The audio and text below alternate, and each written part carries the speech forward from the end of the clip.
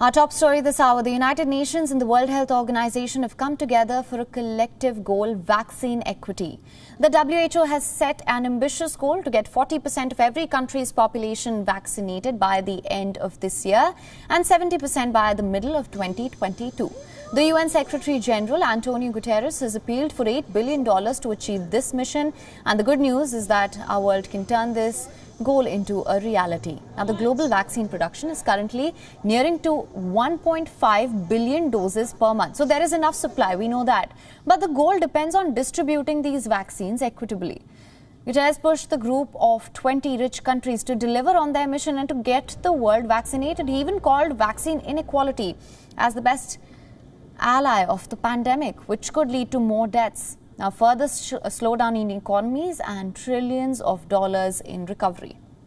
Vaccine inequality is the best ally of the COVID-19 pandemic. It's allowing variants to develop and run wild, condemning the world to millions more deaths and prolonging an economic slowdown that could cost trillions of dollars. UN Secretary General also talked about the variant risk that vaccine equity brings. Virus spread and unvaccinated people can give birth to new variants which could resist the current vaccines being produced. Now, if this happens, it will effectively fail all efforts of countries who have inoculated their population. There is a risk that when they can be very soon, there will be not the Delta, it will be another variant that will be able to resist vaccines.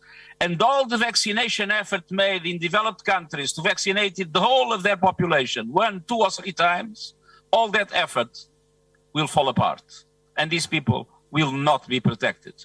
So not to have equitable distribution of vaccines is not only a question of being immoral. It is also a question of being stupid. The pandemic has unmasked the brutal economic disparity in countries, but the COVID-19 virus does not discriminate. All countries are battling against the virus, but with different armors. Some nations are hoarding vaccines. Others are facing vaccine scarcity.